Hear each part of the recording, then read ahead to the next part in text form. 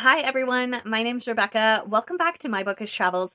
Today I bring you a discussion video for Scorched Rose by January James. I received an e-arc of this third and final book in the trilogy, and I am just recently finished reading it and ready to sit down and discuss my thoughts. Now, it has been a few months since this book came out, but it did take me slightly longer because, number one, I do procrastinate when it comes to finishing a story where I'm not ready to leave the world, the characters, or the story. But this one, I had more of an issue reading it because I was getting highly triggered with the rawness of the writing for some of the things that had happened. So that is a personal thing. I didn't rush it because I myself wanted to finish the book, as well as I didn't want to take on too much situations and not be able to process it as I read through the story. So for those that haven't read the first or second book, I am going to link in the description box below my discussions from book 1 and book 2. So you could always go and check those out rather than watching this video if you have not read those. I am going to do a non-spoiler discussion, which is going to cause some spoilers for book 1 and 2. But if you have read it or you don't plan to read it, feel free to stick around. And then I'm going to delve into a little bit more about with the triggers and my thoughts in a spoiler section. So without further ado, let's go into the non-spoiler.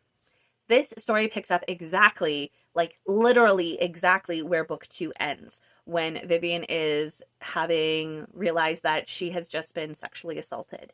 And that is such a raw start to this story. So we are going to be picking up from there and finding out what is going to take place when Vivian gives the envelope to Rupert and when she has to kind of process through this.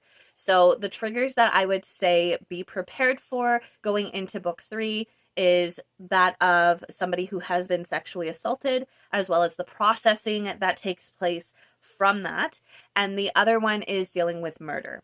Now, I don't know if most people find that a triggering subject.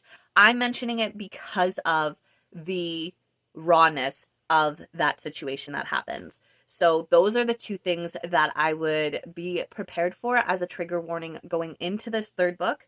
But it definitely was such a good way for the story to close. Not saying that everything that happens is good. I just mean that the entire resolution of the story, the writing, how the author allows the characters to sit in specific things that are very crucial is very well done. I would probably say that this is the best dark romance trilogy that I have read in a very long time. And that is mainly because I think that the author put so much. With that being said, this is probably the shortest non-spoiler section in the world. I'm going to jump into the spoiler section. So feel free to come back and watch this part after you have read the trilogy or this book. If you just want to hear my thoughts and you don't care about being spoiled, you're welcome to stick around. But I feel like a lot of what I say is going to make more sense if you've read the book, because I'm going raw today with these thoughts, and it's going to be my raw thoughts, guys. And if I haven't said it enough, we're going to be honest about some things that I never thought I would be saying about fictional characters that I'm going to today. The spoiler section. Funny thing, I did actually write down a few brief points that I am very, very passionate about and want to be honest about, because these are the key things that I took away that I felt needed to be represented in my review. So the first one is Ossian. Ossian is a scumbag and a monster, and you will never tell me otherwise. This is a man that sexually assaulted Vivian and didn't care about it. This is a man that assaulted his wife, both physically, mentally, and sexually. This is a man that has done horrible things to a lot of other women, and he is also a man that could care less about other human beings and decided that he was going to take baths and mix it with opioid drugs and did not care that he was going to get an entire slew of people hooked on drugs, having an addiction issue, and just whatever. He thought he was above the law. He was above anything and everyone, and he was better than the rest of the ants as he seemed to think everyone else was. He did not have a redeeming quality. And the fact that that redemption did not happen, I am perfectly okay with. Sometimes there are monsters in real life that are never going to redeem themselves. And that is the exact same thing in this book. Ossian is a monster, and he did not have any redeeming qualities. And the idea of him potentially being redeemed wasn't even something that I thought could happen. I will also mention that I felt bad. I believe his wife's name was Maria.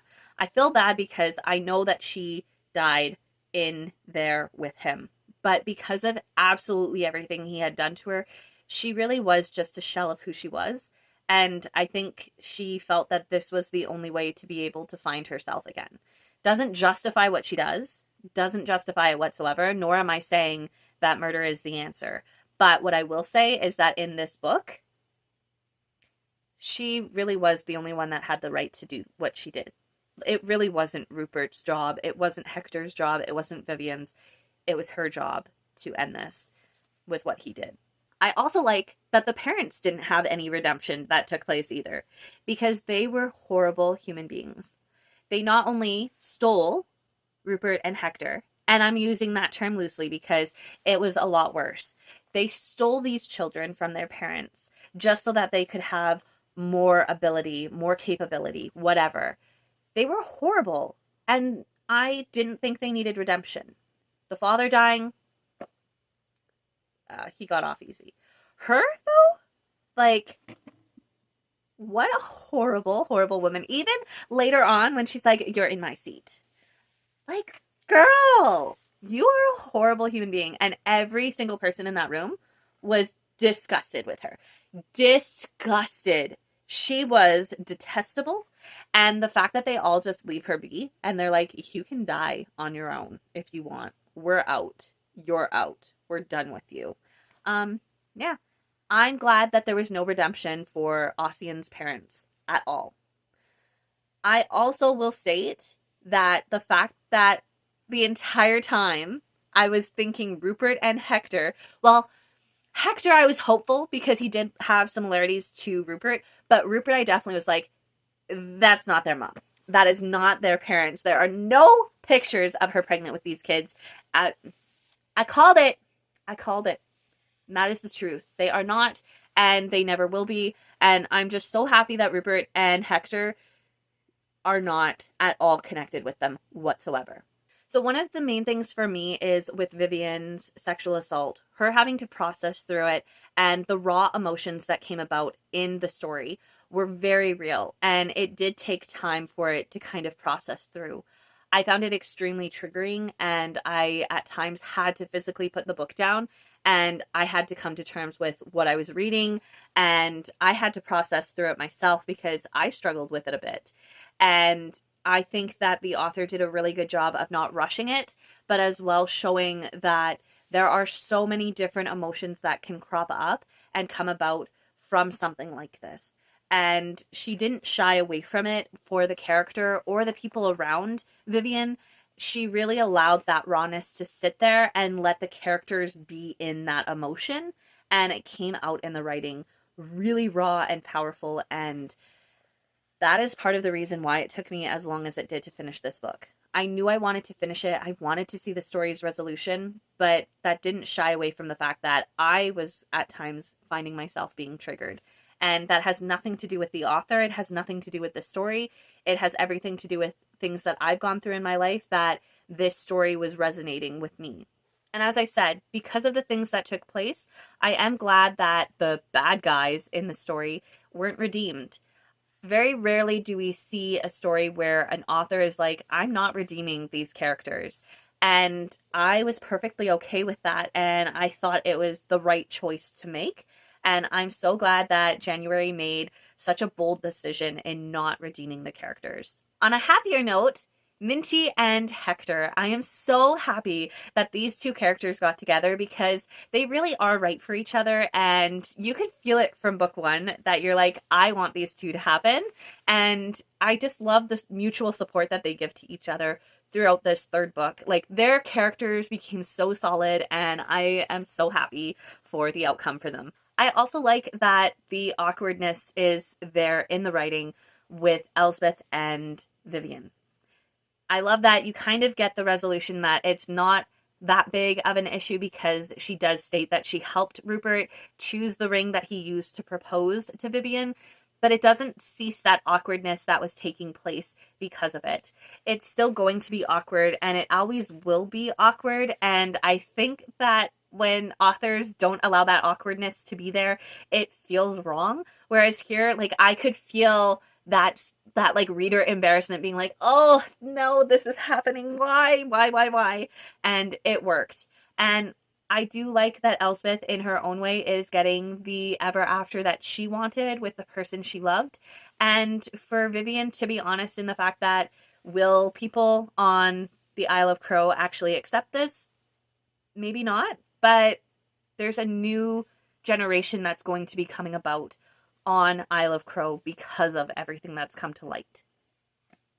The epilogue was everything I didn't know I needed.